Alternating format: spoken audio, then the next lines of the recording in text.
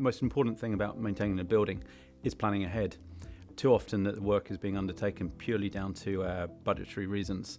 So people will find they have a lot of money left at the end of the year, they want to spend it, and they'll be looking at something to spend it on. And too often they end up carrying out work that's not necessary, or in a rush, or badly planned, or it might be duplicated. A lot of the time the main cost will be down to access.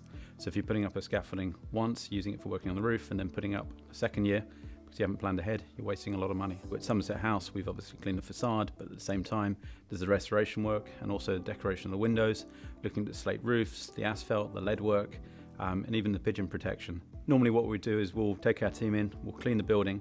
Once we've cleaned the building, we'll then survey the building and we'll pick out all of the defects that need looking at. We'll prepare a report.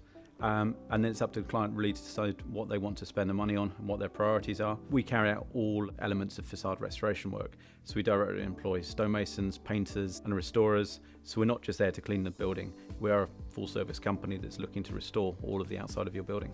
In the past, it was quite often a difficult process or awkward, quite disruptive. So if you're a retail store, for example, you wouldn't want your building to be scaffolded for many months while it was being cleaned.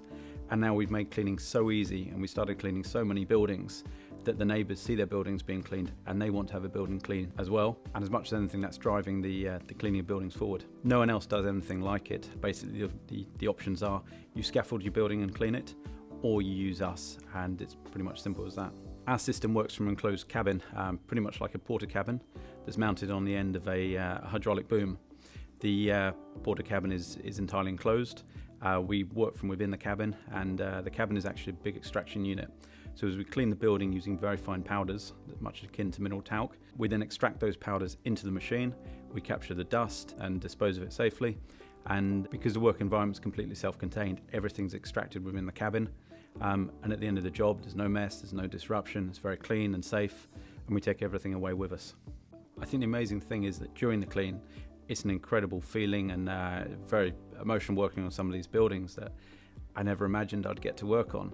And then as soon as you finish the building, people are looking at you thinking, what are you doing here? What are you actually working on? But whilst you're working on it, it's a fantastic experience to see what you're revealing and see people's reaction as you're doing it. I think having clean buildings is a great thing for our city, makes our city look good. And I think for the building owners themselves, it's really important because it represents their brand.